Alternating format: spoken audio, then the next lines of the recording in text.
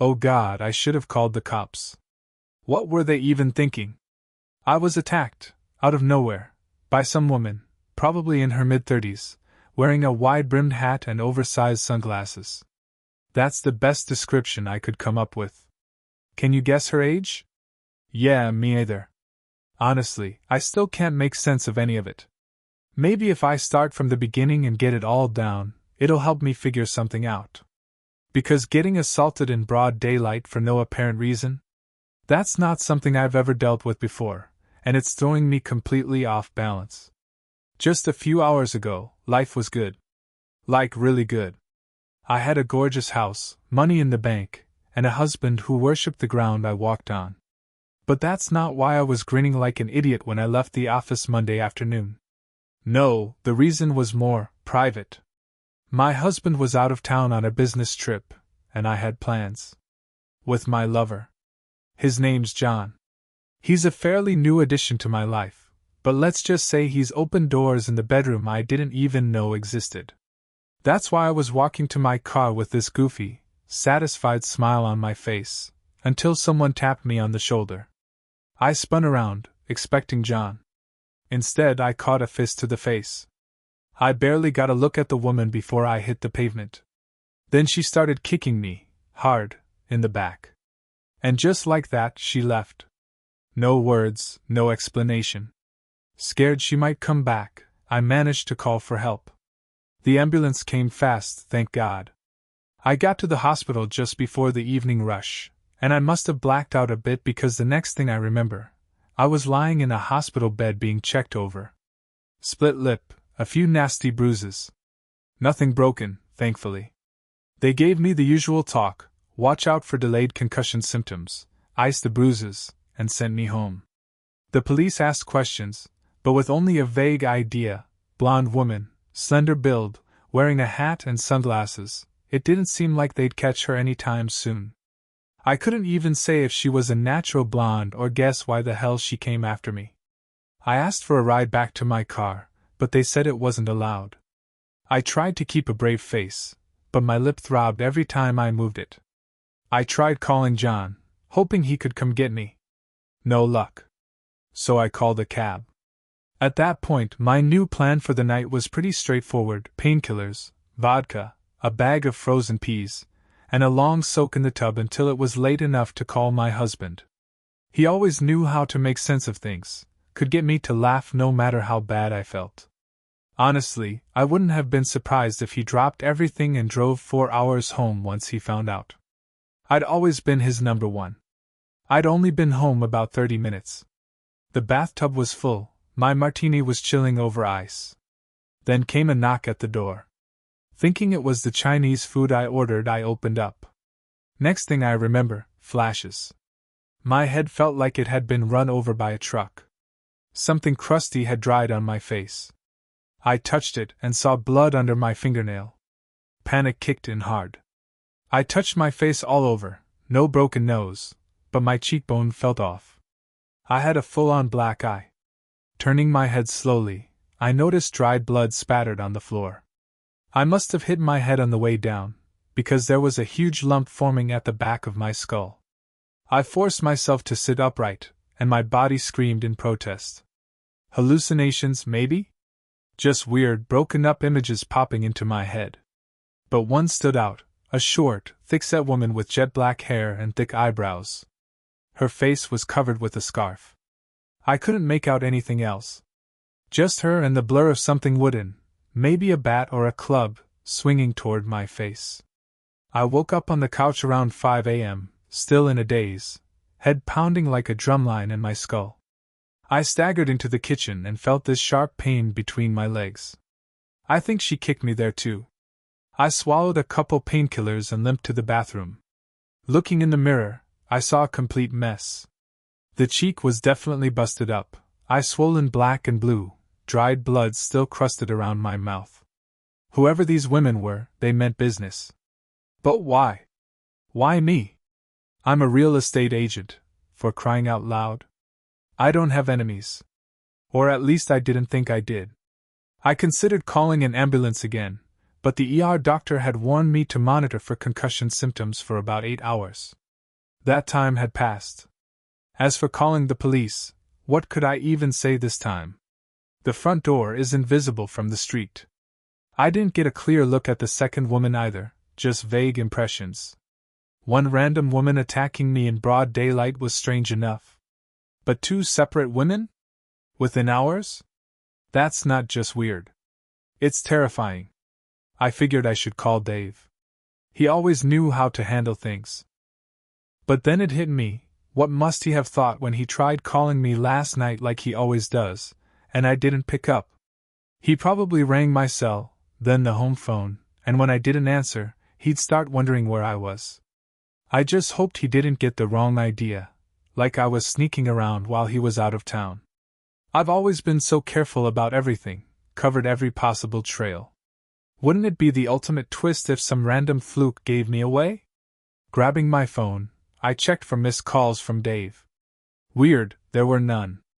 Then I picked up the landline and hit redial to see my recent calls. The last unanswered one was from 3 days ago. 3 days? That wasn't like him. Not at all. Dave never went that long without checking in when he was away. It was our routine, part of my personal safety net. I'd call his hotel instead of his cell, playing up the "cell phones cause cancer" excuse right before I'd slip out to meet John at a motel, or on rare occasions, bring him to our place. That reminded me, I'd called John yesterday from my cell. I hadn't deleted the call log yet. I wasn't dumb enough to save his number under his real name or anything obvious. No evidence left behind. But there were a few photos on my phone, ones that should never see the light of day. They were hidden, buried deep in the photo library, and my phone was the only place they existed. It was also password protected, no generic passcode or swipes. Just my fingerprint and a ridiculously strong password. Dave thought it was because of work security policies. On the rare times he needed to use my phone, I unlocked it for him and made sure he never had it out of my sight. I figured storing everything on my phone was safer than on any shared cloud or hard drive. At least there, I could control access. I deleted John's number from the call log and left him a quick voicemail. He hadn't answered my earlier call either, which was annoying. But what really puzzled me was Dave. Why hadn't he called? Despite the early hour, I hit his number. I just needed to hear his voice, even for a second. Straight to voicemail. That was rare. Maybe he lost his charger again, or his phone died. It's happened before. Still, it was unsettling. By now it was pushing past 5 a.m. I had a house showing later that day, but there was no way I could show up looking like this. So, I went into full makeup mode. More than usual. Thank God I had enough concealer and color-correcting cream to cover a small war zone. Maybe I should explain a little. In high school, I was always the average girl. Not ugly, not stunning, just there. I watched from the sidelines as the jocks and golden boys chased after the popular, pretty girls. I was proud, though. Unlike some of the other, plain Janes, who threw themselves at anyone for attention, I had self-respect. I never equated popularity with self-worth. By the time I left school at 16, my parents didn't have high expectations for me. They were content supporting me through a string of evening classes while I waited tables part-time. I lost my virginity to a guy I thought liked me, only to realize the next morning he was just a charming predator. He kicked me out of his hotel room like I was nothing. I chalked it up as a lesson learned, and figured I'd gotten better at spotting the type. I hadn't. The next 2 guys I got close to turned out just as disappointing. One of them actually had less experience than I did, which was saying something. I left him after the first night. That's how I coasted through life until I hit 20. And then Dave came along. He was a year ahead of me in school. Tall, skinny, nothing particularly eye-catching, but we clicked. We met when I was waiting tables, and he came in with a few clients for lunch. Something about the way he carried himself, focused, ambitious, caught my attention. He had a plan. A real one. He wasn't just drifting. We started talking, went on a date, and 2 weeks later we were a couple. It was awkward at first, neither of us really knew what we were doing, but we were honest and willing to learn. We figured things out together. If I had to describe my life back then, a year before Dave turned 21, I'd say it was solid. I had a boyfriend who clearly loved me and had a future mapped out. We weren't going to galas or rubbing shoulders with anyone important, but that didn't matter. Eventually, we got our own place and, at the time, I was taking a real estate course, one that Dave paid for, when that milestone birthday rolled around. To celebrate his first big bonus, Dave went all out for me. He got me my own car, a 2-day beauty consultant voucher, and an engagement ring bigger than anything I ever expected. I said yes. I drove the car. But I held off on using the voucher. God, if I could go back and rip that damn voucher to shreds, I might have a husband who still answered his phone, and a face that wasn't black and blue. Dave kept reminding me about the voucher, but I was busy planning the wedding. It was going to be small, we didn't have a ton of friends. Eventually, I decided to use it as a little treat for myself before the big day. That's when I found out the consultant was Caroline.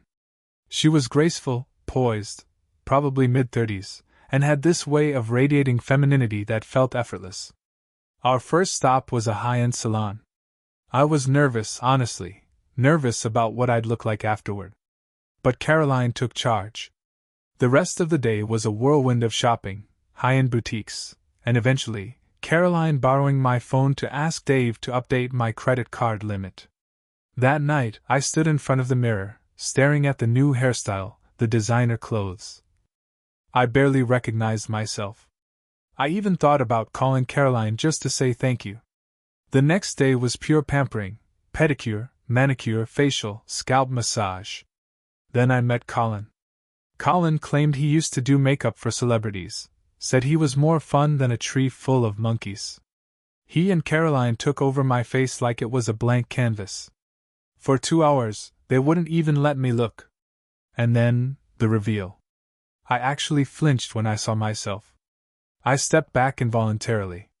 The hairstyle, the makeup, the outfit, all of it suddenly clicked. It was like seeing the version of myself I always wanted to be. I looked stunning. Unrecognizably beautiful. That's when Caroline's true magic became clear. The woman knew exactly how to enhance what I had, how to build beauty around the frame I'd always considered average. Colin, of course, gave me a 2-hour lecture on how he discovered the masterpiece I apparently was. I laughed. I thanked them both profusely. That weekend was a turning point in my life. Dave did a cartoonish double take when I got home, then quickly recovered. He told me I looked the way he'd always seen me in his head. That night? Let's just say it was explosive. 3 days later, we were married. The honeymoon was strange. Guys, handsome, confident men who'd never given me a second glance, were suddenly lining up to dance with me. Dave didn't mind. He's never liked dancing much. But I noticed. At first, I chalked it up to the novelty. Then our wedding photo album arrived, and I saw myself through a different lens. I looked amazing. And for the first time, I noticed something else. Dave was shorter than me. Not by much, but enough to be obvious in certain angles. That thought stuck with me. Still does. It's unfair, I know. Illogical. But it lodged in my brain. And what have I really done in the 5 years since we got married? Dave built a thriving business. He's on track to become a millionaire. And me? I used my looks to move houses.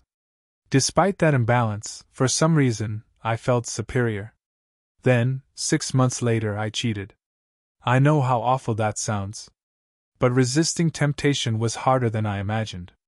Suddenly, the body I'd always rated a 5 out of 10 was being chased by 9s. And waking up next to the third one, yet another pretty face with nothing behind it, I realized they were just better packaged versions of the same predator who took my virginity. That was the moment everything changed. From then on, I kept the power.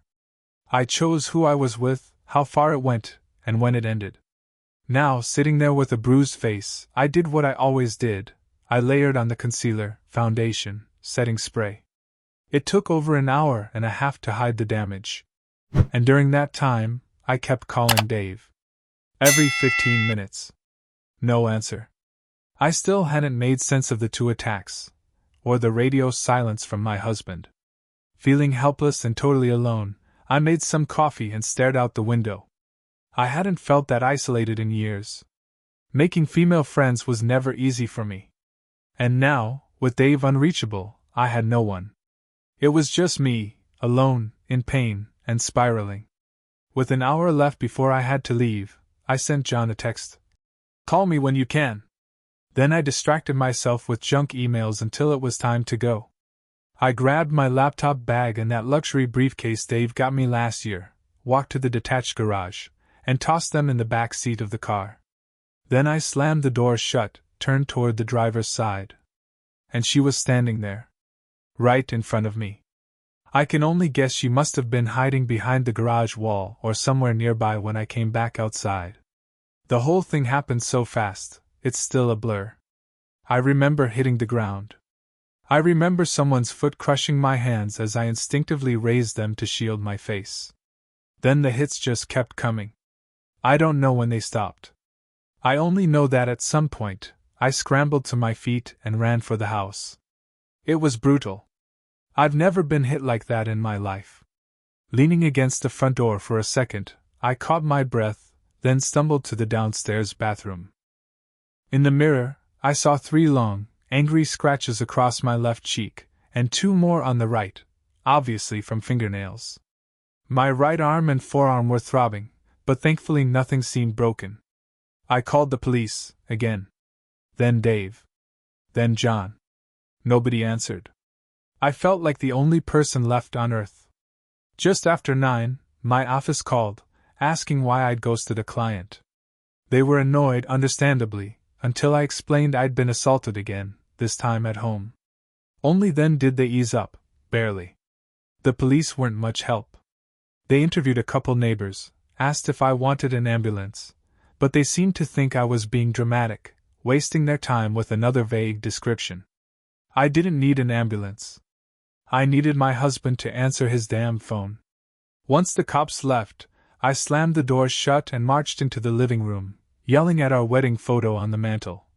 "Next time, Dave, you're bringing your damn phone charger, even if I have to pack it myself." 1 attack was freaky. 2? Suspicious. But 3? That was something else entirely. Statistically, it felt impossible. It was time to seriously think about what was going on. Only problem was, I had no clue. This time, makeup wasn't going to save me. I had to wipe off everything I'd carefully applied earlier, and use disinfectant on the fresh scratches. God knows what kind of bacteria that psycho had under her nails. The sting was unreal, like pouring gasoline on raw skin. It didn't help that my right arm was already starting to feel like it had been run over by a truck. By the time I finished, my face was red and splotchy, and new bruises were forming on my arms, distinct shapes like the attacker had been wearing sharp heels or something. I tried calling Dave again. Straight to voicemail. Screw it, I thought. I'll email him. He needs to know what's going on. He needs to get home. Now. Only problem? My laptop was still in the car. In the garage. Groaning, I shuffled down the stairs like someone twice my age. My lower back, legs, even my groin ached. The bruises were now unavoidable, deep, throbbing, blooming under my skin. Standing at the front door, I froze. What if someone was out there? I scolded myself for being afraid, something I preached against in real estate seminars. I gave myself a little pep talk. This couldn't just be random. 3 attacks? It had to be mistaken identity. That was the only explanation that made sense. I thought about circling around the house and checking the garage from the back door. Maybe I could catch someone hiding out. I moved from room to room, checking windows, trying to map the route from the house to the garage. That's when I realized how many blind spots there were. The whole backyard was basically a stage for someone to ambush me without a single witness. And then, my phone rang. My heart leapt. Dave. Finally. I lunged for the phone, ignoring the scream of pain in my limbs. It wasn't him. It was the office again, pushing me to meet a client at a hotel in 30 minutes. I told them I'd been attacked, again, and they basically told me to suck it up. They were short-staffed, and if I couldn't handle it, someone else could. The real challenge now? Getting to my car safely. Then it hit me, I'd call a cab. I gave the dispatcher crystal-clear instructions: park in the middle of the driveway, right where I could see them from the house.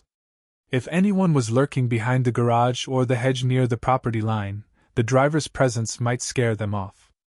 10 minutes later, I heard the horn.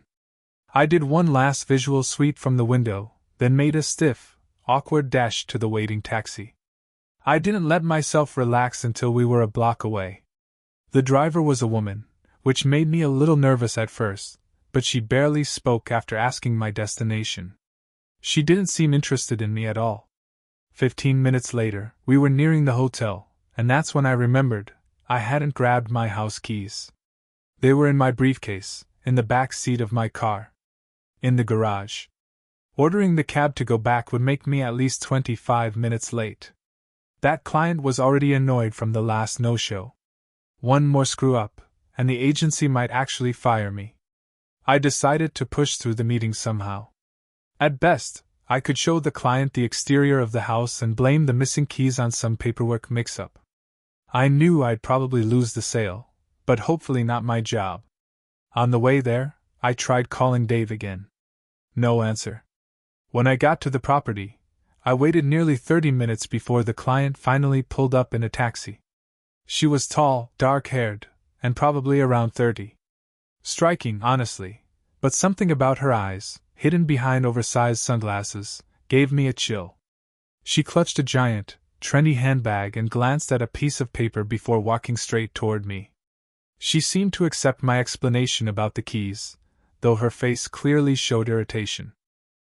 I suggested we walk around the outside and peek through the windows. I knew the layout like the back of my hand, so I didn't need any of the notes I'd left behind in the car. Truth be told, this house was special. If it didn't sell soon, the owners were likely to drop the price, and Dave and I had been eyeing it. It was in one of those perfect neighborhoods full of young professionals. We would have fit right in. We made our way into the backyard, and I pointed out the detached art studio, a real selling point. Then I walked over to the master bedroom window and peeked through a gap in the curtains to check the view. That's when I heard a sound behind me. Kind of a clicking noise. I turned around, and my blood ran cold. She was holding a telescopic baton, one of those self-defense tools you always see in women's magazines. The expression on her face twisted from fake friendliness into raw hatred. I think she actually hissed some awful curse before swinging the baton at my head. I barely had time to raise my arms. The pain was blinding. I felt something snap in my forearm, loudly. Judging by her reaction, I think she heard it too. For a second, she just stood there, frozen, watching me scream in agony. But then some flicker of rage came back, and she hit me again, this time on the side of my head. I got my good hand up in time to absorb most of it, but the force still knocked me down. When I came to, she was gone. But something had fallen out of her bag when she'd pulled out the baton. A piece of paper. She'd quickly tried to stuff it back in, but it must have slipped. I picked it up, wincing from the pain. It was a photo. One I knew well. One I had taken myself. 3 months ago, in a cheap motel room. A selfie of me and John, tangled together, skin flushed, eyes glassy. I had my phone in one hand, stretched out, and got lucky with the framing. God, I remembered that night. It had been rough, dirty, and everything I shouldn't have been doing. But it was also one of the most physically thrilling nights of my life. The photo was private. Sacred in a twisted way. And now it had become the key to identifying me. I could only assume the woman who attacked me was John's wife. I never asked about her. Just like John never asked about Dave. We kept things simple. Detached. I figured it was safer that way. Cradling my broken arm, I sat up slowly, trying to piece it all together. There was no question. I needed an ambulance this time. I wasn't about to argue with myself. But I couldn't risk involving the police again. If they started poking around, if Dave found out what was really going on. No. That couldn't happen. As I waited for the paramedics, my mind kept circling one thing. How the hell did she get that photo? I never shared it. Never uploaded it anywhere. Not even with John. The only copy was on my phone. Was it hacked? At the hospital, the same triage nurse greeted me. She recognized me instantly and was halfway through dialing the police when I talked her down, convincing her it was all just a bizarre accident. She didn't believe me, not for a second, but respected my wishes when I gave a hard shake of my head after she asked about my husband. They set my arm, pumped me full of painkillers, and then put me in a cab. The driver was kind. Waited at the curb until I was safely inside my house and had locked the door behind me. Screw the doctor's orders. I washed those painkillers down with a massive shot of vodka. I needed something to take the edge off while I came up with a story to tell Dave. I left him a bunch of confused, half-coherent voicemails. I know he'll hear them all once he finally gets around to charging his phone. Another call to him, another trip straight to voicemail. That's when I remembered the email. I'd planned to send him one earlier, but with my laptop still locked in the car and the sky now completely dark, there was no way in hell I was stepping outside again. Not tonight. Then I remembered the old desktop computer we used before we both switched to laptops. Dave still used it now and then. I powered it on and figured I'd pour myself a stiff drink while it booted up. When I got back, the screen showed a spinning hourglass with the word, sinking, beneath it. Sinking? What the hell was it sinking? Nature called, and let me just say, try unzipping pants with a side zipper when your arm's in a sling. It wasn't pretty. When I finally got back to the office, the screen had changed. And what I saw made my blood run cold. Well, that answered everything. Everything. Who those women were. Why they came after me. What the hell they were so furious about. And honestly, as sick as it sounds, the clarity was a relief after the chaos of the last 24 hours. The computer's screensaver was displaying a slideshow, a rotating collection of images synced straight from my phone. Photos changing every 10 seconds or so. Most were real estate shots, houses, interior staging, decor ideas. But sprinkled in between them were the other photos. The ones no one was supposed to see. I barely made it to the bathroom before I collapsed in front of the toilet and threw up, clutching the left side of my face where the swelling had started to throb again. On the right side, the scratches were still raw and stinging. I eventually staggered back to the office and turned off the monitor, anything to make those images disappear. But it was too late. They had already been synced from my phone to the desktop. That meant everything, every photo, every secret I thought I had buried, was now out in the open. Right there, visible to anyone who clicked the wrong folder. It hit me all at once. The reason Dave hadn't called during his trip. The reason he hadn't answered a single one of my calls. The reason he might never speak to me again. That slideshow? It didn't just include snapshots of properties and design inspiration. It included dozens, hundreds, of explicit images. Me. With other men. In every position, every angle. Photos I took for my own twisted satisfaction. Trophies, I once called them. And now they were sitting there, shamelessly flashing on the screen of a shared family computer I never thought to secure. A few weeks back, my boss had hired a tech company to update our office phones. I'd watched the technician mess with mine, hovering nearby like a hawk. But clearly, something had changed. Some setting had been altered. And one of those changes meant my private photo folder had synced itself straight to our home desktop. And if the desktop synced, then what about Dave's laptop? I felt the cold fingers of dread curl around my gut. His laptop was far more advanced than this old machine. If he saw those images, and of course he had, then it was game over.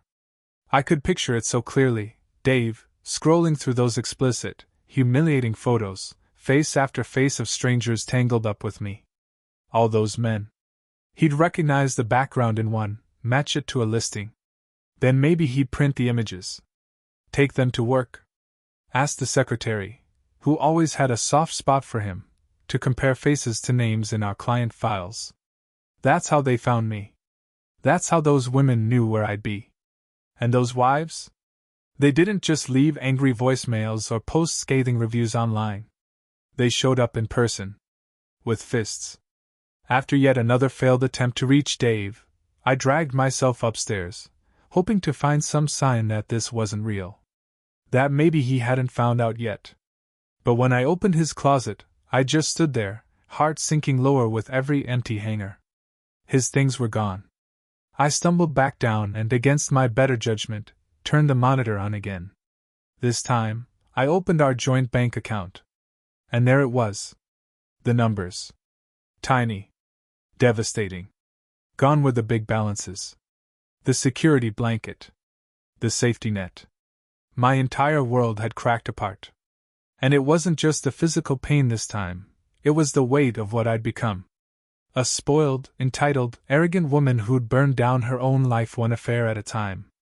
Working with both residential and commercial real estate meant I was never short on attention from male clients. And once upon a time, I had rules. Strict ones. No photos. No videos.